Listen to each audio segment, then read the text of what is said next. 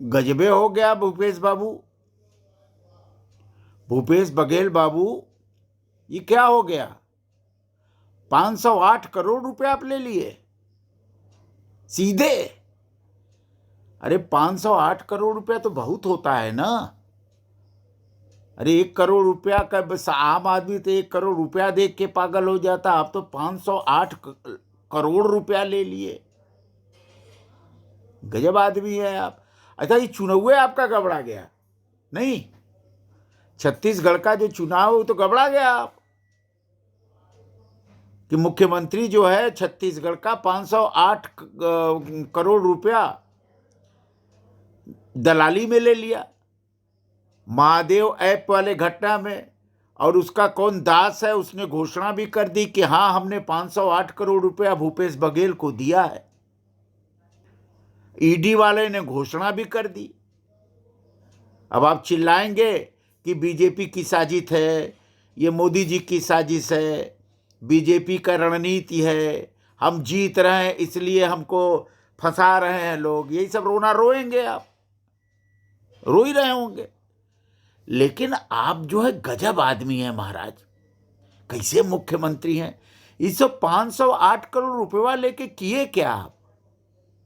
ऊपर पहुंचा दिए क्या पार्टी के लोगों को कि चुनाव के लिए रख लिए हैं? 508 और भी चुनाव के दौरान ये घोषणा हुई, चुनाव के दौरान ये खुलासा हुआ, ईडी ने किया कि भूपेश बघेल जी को 508 करोड़ रुपया दिया गया है।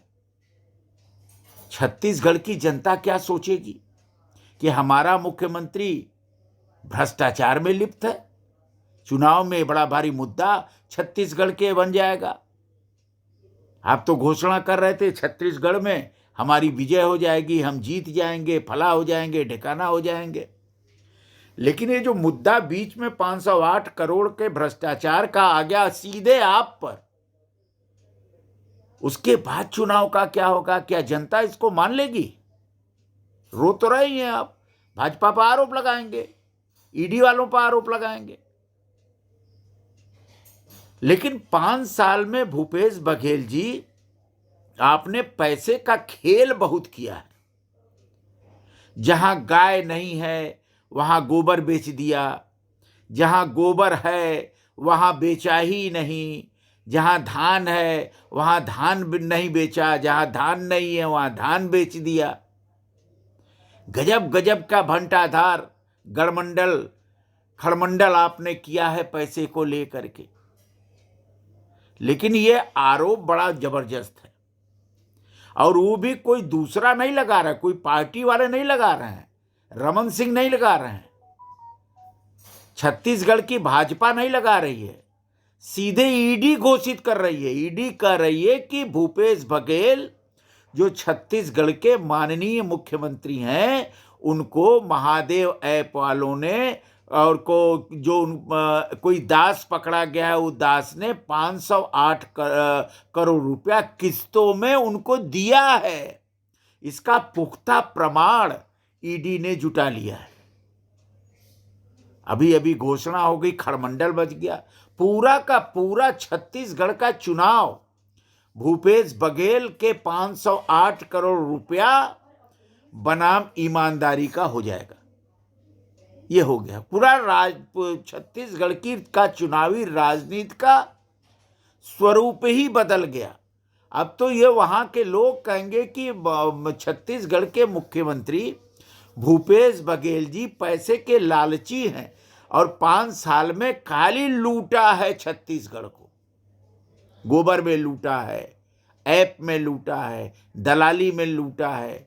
इसीलिए जो आपका जो सचिव पकड़ी गई करोड़ों रुपए के भ्रष्टाचार में, उसने सब अब पोल खोल दिया, क्योंकि उसको पता चल गया है कि भूपेश बघेल की राजनीति अब छत्तीसगढ़ में समाप्त होने की ओर है।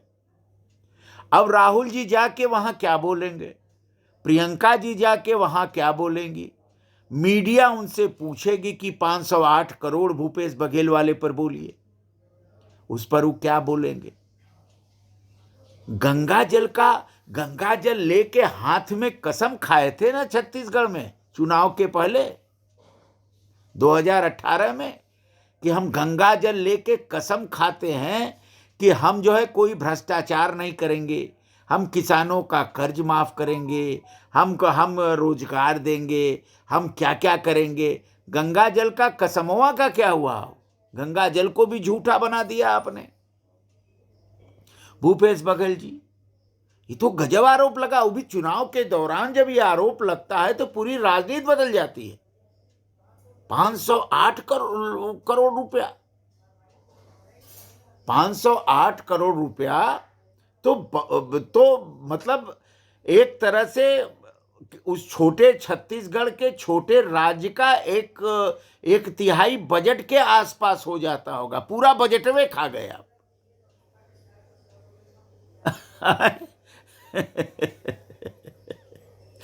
508 करोड़ रुपया लील गए भूपेश बघेल जी। अब आप क्या करेंगे बताइए? अब कैसे आरोप का जवाब देंगे? वो भी ईडी कह रही है, हम कुछ नहीं कह रहे हैं, ईडी वाले कह रहे हैं। ईडी वाले टीवी पर चमचमा रहा कि भूपेश बघेल ने 508 करोड़ रुपया ले लिया, उनको दलाली मिल गई। लेकिन वो 508 करोड़ रुपया से तो आपकी कई पीढ़ी खाएगी कमाएगी। आपका परिवार, आपका सत्ता चली भी जाएगी तब भी आप उस पैसे से आपकी पीढ़ी ऐसो आराम की जिंदगी जिएगी। इसीलिए मुख्यमंत्री आप बने थे। ये ईडी के बाद से समझ में आ रहा है कि नहीं? अब तो हमलावर होगी बीजेपी, वहां बीजेपी का हमला आप पर होगा, आपको जवाब देना मुश्किल हो जाएगा। राहुल जी डर के मारे आप जाएंगे नहीं, प्रियंका जी को जाने से डर लगेगा। उसका असर मध्य प्रदेश पर होगा कि भ्रष्टाचारी हैं। तो जो मोदी जी कह रहे हैं कि एक भी भ्रष्टाचारी बचेगा नहीं, वो तो सही साबित हो रहा है। सारे चुनाव के दौरान 15 दिन 20 दिन चुनाव रह गया है और छत्तीसगढ़ के मुख्यमंत्री पर 508 करोड़ रुपया लेने का आरोप ईडी ने लगा दिया। जनता अगर सतर्क होगी तो वो तो आश्चर्यचकित हो जाएगी कि अरे बाप रे बाप, इतना रुपया इन्होंने इतना रुपया ही गटक गए हैं, गोबर में गटक गए। गोबर वाली योजना आपकी ठीक थी, गोबर खरीद रहे थे, वो तो अच्छा कर रहे थे आप, उससे किसानों को लाभ होता। लेकिन गोबर आप खरीदे होंगे तब ना, गोबर खरीदने के नाम पर करोड़ों रुपया आपने लूट लिया। कोई बता रहा था छत्तीसगढ़ का किसान एक तो, कि हमारे पास तो गाय ही नहीं है और हमारे नाम पर गोबर खरीद लिया गया। ये भी अद्भुत बात हो, जहां गाय नहीं वहां गोबरे खरीद लिया आपने। गोबर गोबर करने लगे, गोबरौला हो गए आप। ये तो चुनाव गड़बड़ कर दिया आपने भूपेश जी। आपने चुनाव एकदम, आप रोइए चाहे गाइए, आप चाहे कहिए कि भाजपा की रणनीति है, भाजपा झूठ बोलती है, भाजपा हमको फंसाना चाहती, कुछ भी कहिए। लेकिन ईडी ने जब आपको घोषित कर दिया कि 508 करोड़ रुपया आप महादेव ऐप वालों से घूस में लिए हैं, तो जनता को मानना पड़ेगा।